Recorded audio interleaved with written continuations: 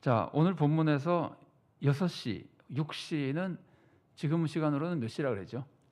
지금 시라고는 낮 12시라 그러는 것이 비교적 맞습니다. 그런데 그때는 뭐 지금 시간하고 좀 다르게 해 뜨는 시간도 우리가 지금 뭐 5시에도 떴다, 7시에도 떴다 이러는 것처럼 조금 차이가 납니다만은 해가 뜰 때부터 시작해서 0시로 해서 계산해서 6시거든요.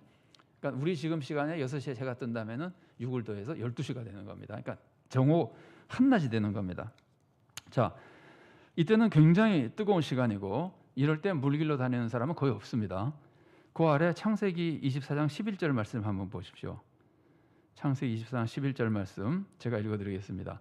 그 낙타를 성박 우물 곁에 꿀렸으니 저녁 때라 여인들이 물을 기르러 나올 때였더라. 이 저녁 때죠. 선선할 때 물을 기르러 나오지 한낮에 물 기르러 다니는 게 아니거든요. 그런데 지금 이 사마리아 여자는 한낮에 물 기르러 나온 거예요. 자, 그래서 이 모습을 보면은 이 시간에 이 여인이 물 길러 나온 것을 보면은 다른 사람을 피하는 것 같은 인상을 줍니다. 사람들이 잘 안 다니는 시간에 다니고 있기 때문에 특히 물 길러 온다는 거는 그 시간에 사람들이 몰려오면 사람들을 만나잖아요. 옛날 우리나라만 하더라도 우물가가 사람들 만나서 일종의 교제 장소잖아요, 여자들이. 근데 그걸 피하는 것이라고 볼 수 있어요. 그리고 이제 또 한 가지 우리가 여기서 기억해야 될 거는 우물가는 여인의 장소입니다. 기억이 나실지 모르겠어요. 제가 몇 번 말씀드려서 그 당시 사회에서 제일 중요한 가치관은 명예였었습니다. 명예가 가장 중요한 것이고 명예를 잃는 것을 정말 싫어했었는데 그 명예를 중요하던 그 시대에 남자는 남자의 명예가 있고 여자는 여자의 명예가 있고 그리고 남자에게 명예로운 장소가 있고 여자에게 명예로운 장소가 있어요. 그럼 거꾸로 남자에게 명예로운 장소에 여자가 가면 어떻게 될까요? 여자에게 수치스러운 장소가 되는 겁니다. 제가 그냥 거기다 두 개만 예를 들어 써놨는데 이게 그 학자들이 대표적으로 알려주는 것들입니다. 남자에게 명예로운 장소는 술집, 우리나라 말로 표현하면 대포집 뭐 이렇게 번역을 많이 해줘요. 대포집, 농장, 밖에서 막 일하는 거. 그래서 이전부터 그랬잖아요. 우리나라도 이게 지금 우리나라 한 7, 80년, 100년 전이랑 굉장히 비슷합니다. 2000년 전 팔레스타인 지방의 이 문화가. 그래서 우리나라도 남자는 바깥 양반, 여자는 안사람 그러잖아요. 그러니까 바깥이 남자가 명예로운 곳이고, 그러니까 남자가 집안에서 뭐 왔다 갔다 하고 일하고 그러면 사실은 그때는 불명예스러운 거예요. 특히 우리도 그러잖아요. 그 부엌에 들어가면 안 되잖아요, 남자가. 그러니까 부엌은 여자가 명예로운 곳이고 남자로는 수치스러운 것이에요. 옛날 얘기입니다. 요새가 아니고. 그 대신에 바깥은 여자에게는 불명예스러운 것이에요. 수치스러운 것이에요. 술집에 여자가 간다 하면 큰일 나는 아주 불명예스러운 것이고 남자들이 막 일하는 곳에 여자가 간다 그것도 불명예스러운 것이에요. 그래서 여자에게 명예로운 장소의 대표적인 게 부엌하고 우물가예요.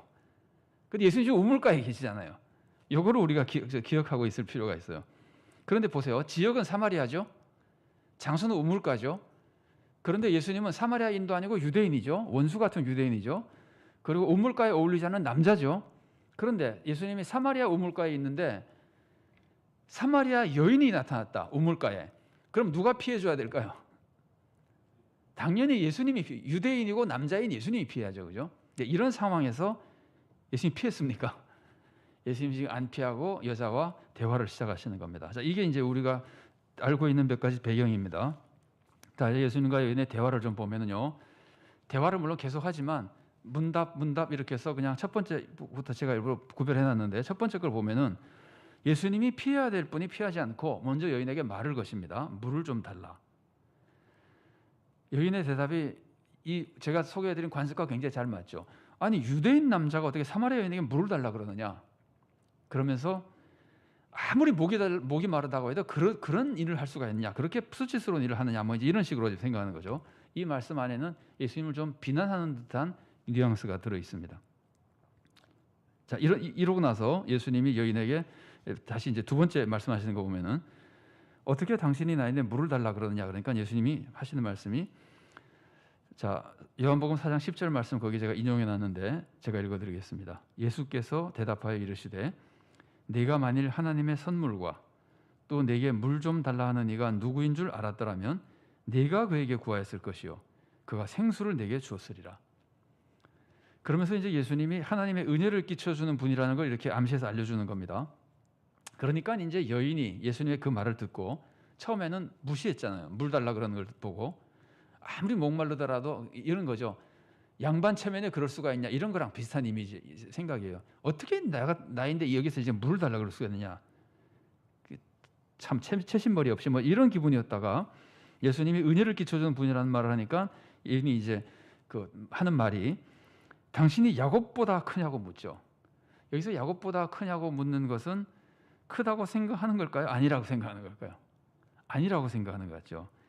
여기서 지금 여인은 계속 예수님에 대해서 조금 비판적인 표현을 하고 있는 겁니다. 여기서 여인이 여기서 예수님 보고 주여 그러죠.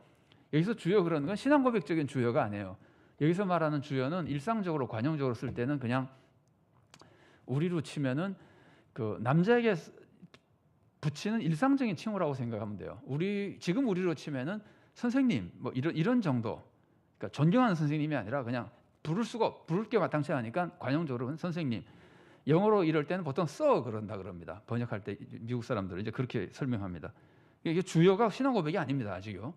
아니 선생님 뭐 이런 식의 얘기거든요. 그러면서 당신이 야곱보다 큽니까? 야곱이 이걸 해서 우리가 정말 수천 년 이렇게 해서 먹고 왔는데 야곱보다 큽니까? 하는 요것이 비아냥이면서 동시에 풍자 기법입니다. 제가 교회에서 한두 번 소개를 해드려서 기억나시는 분도 계실 겁니다.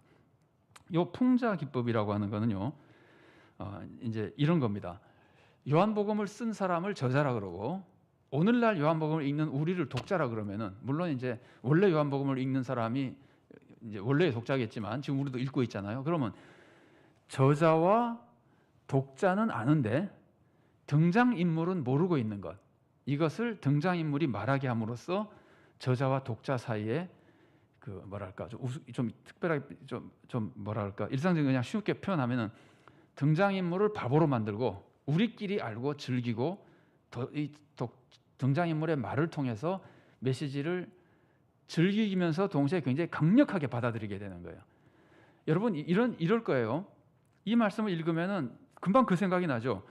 당신이 야곱보다 큽니까? 그러면 우리는 금방 당연히 예수님이 야곱보다 크지 그 생각이 나시죠, 그죠? 이 여자는 모르고 있잖아요. 오히려 야곱보다 크지 않다고 생각하고 비꼬는 말이거든요. 그런데 이 여자가 그 얘기를 하지 않았으면 우리가 예수님과 야곱을 비교해 봤을까요? 한 번도 비교해 본 적이 없죠. 알고는 있지만 일부러 비교해 보지는 않잖아요.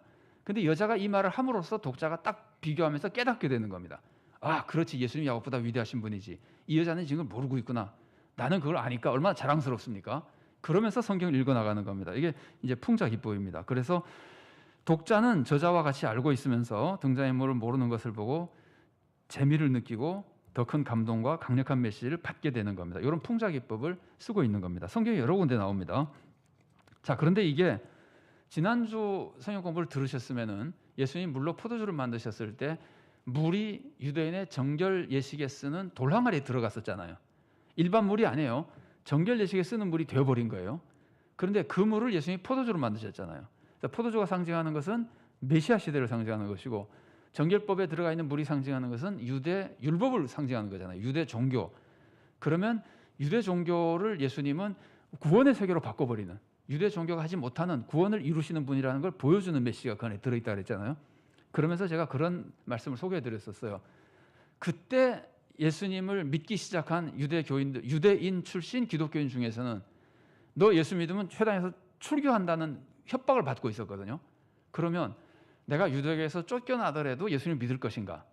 아니면은 유대교에 그냥 남아서 우리 조상들이 믿던 이 종교를 통해서 구원을 받을 것인가? 이걸 결단해야 되는 처지에 있는 거예요. 근데 그 사람들에게 유대 종교는 정결법에 있는 물 정도밖에 안 되고 예수님이야말로 메시아의 구원을 완성하시는 분이라는 걸 그 사건으로 보여주는 거거든요. 그래서 그 사람들에게 결단하게 하는 말씀이라 그러면서 제가 이 얘기를 지난주에도 조금 소개를 해드렸어요. 대표적인 예로. 그래서 오늘 사건도 그겁니다. 예수님이 지금 유대교냐 예수님을 믿을 것이냐 하는 거에 선택해야 될 사람들. 그 사람들은 지금 뭐 유대교를 조상 대대로 믿어오다가 갑자기 유대교에 쫓겨날 입장이 된 사람들이잖아요. 굉장히 심각한 문제입니다. 그 사람들로서는. 근데 그 사람들에게 예수님이 야곱보다 위대한 분이라는 것을 이런 메시지를 통해서 알려줌으로써 뭐랄까 담대하게 선택할 수 있도록 주는 굉장히 중요한 메시지가 이 안에 들어 있습니다. 자, 세 번째 대화를 보면은 예수님은 이 물보다 더 좋은 물을 주신다 그러죠. 그러면서 영원히 목마르지 않는 물을 준다 그럽니다. 그러니까 여인이 달라 그러죠. 근데 이 여인이 달라 그러는 것이 정말 줄 알고 이분이 정말 나에게 그걸 주겠구나라고 생각하고 정말 믿고 달라 그러는 걸까요? 아니면 한번 줘봐 이런 기분일까요? 이 여인이 지금 아직 별로 믿지 못하고 있죠. 나중에 보세요. 나중에 보면은 이제 미리 생각해 보면은 내 남편 데려오라 그러고 나서 남편 없다고 막 발뺌할 때 예수님 하는 말을 듣고 깜짝 놀라잖아요, 여자가. 그러고 나서 여자가 고백하는 게 내가 보니까 당신 선지자군요. 이렇게 얘기하잖아요.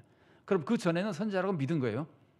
아직 믿지 않고 있는 겁니다. 그러니까 달라고는 그러지만 좋게 얘기해도 반신반의.